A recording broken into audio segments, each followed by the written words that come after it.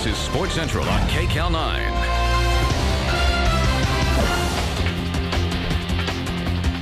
Hi, everybody. Welcome to another special half-hour Friday edition of Sports Central alongside the Hall of Famer himself, James Worthy. I am Gary Miller. You'll see everything you just saw, including that car flip and drag racing. And I know you can't wait for the prep football.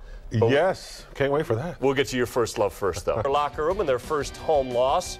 Also ahead, this is amazing. Orange County Skate Kings, the Carrasco brothers, who have not let time pass them by. Wait till you hear how old these guys are and still doing it well. And one ugly crash for a driver today at today's NHRA Finals in Pomona. And we'll take the Worthy spin. And this spin, the Carrasco brothers. Then and now, a combined age of 150 and still skateboarding? You got to hear this. And would you believe the Carrasco brothers first burst onto the skateboarding scene in its infancy in the 1970s. Now, 30 years and thousands of boarding miles later, the brothers are still at it. They're living proof that age does not have to slow you down on your skateboard. Alan Massengale has more. Most skateboarders hang up their boards after their teenage years, but not the Carrasco brothers. They are 55-year-old Renee, 45-year-old David, and the baby of the bunch, 43-year-old Richie, and they're still riding the streets of Orange County.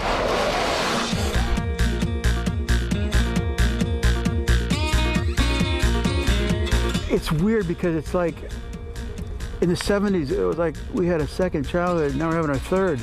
Here it's 2006 and we're still competing. Tony Hawk and Shaun White may be the kings of skateboarding today, but in the 70s, it was all about freestyle and slalom, and the Flying Carrasco brothers were as big in Orange County as the Lords of Dogtown were in Los Angeles. We did over 2,000 skateboard demos for Pepsi-Cola. We got in magazines, TV shows. I got in the movie Skateboard in 1976. I raced Leif Garrett, and we did malls, riding ramps, the whole thing, and companies were paying us. When you have a family of 15 kids, there can be some copying going on. So when Renee started skateboarding, David and Richie were right behind. I used to drive them, throw them in the van, and I would pay for their entry fees, and I would take them to every skateboard contest we could find. I started riding skateboards and started getting pretty good, and I showed my brothers. I said, hey, look at me, I can do some of this stuff, and they said, you're horrible. So that motivated me to turn my athleticism to skateboarding, and I said, I'll show you guys. And show them he did. Richie went on to become a two-time U.S. Open champion in tight slalom, and when he was just 15, set a Guinness World Record for consecutive 360s, a record he himself would break some 20 years later. He's the one we're chasing, so once we get that level, we'll see what happens. But until then, he's helping us quite a bit, and he's leading the way. He really is. You have to be on it if you want to compete, and you've got to be, your mind has to be clear, and you have to have a good direction. So, heck yeah, yell at him. The Carrascos race in about 10 events per year and are still very competitive. But most importantly, they are still following their passion. I feel super lucky in my life, and I'm grateful to God and that we are still skateboarding, that I never thought I'd be riding at the age I am now. Hopefully, being an older guy, it'll get guys out there to work out, and because this really does keep you young. It makes you feel good, and you're kind of hip, you know. Here, I'm a skateboarder, you know.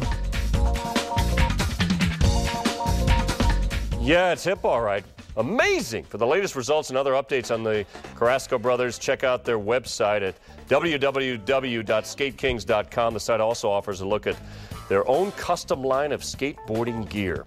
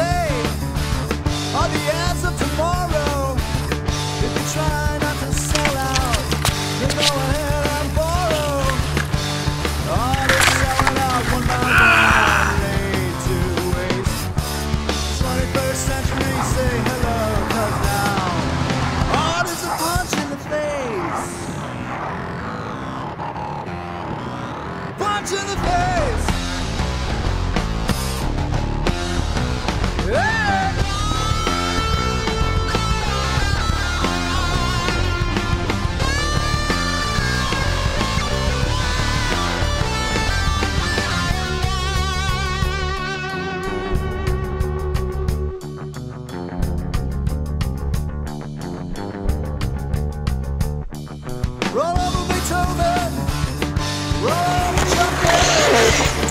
You need time.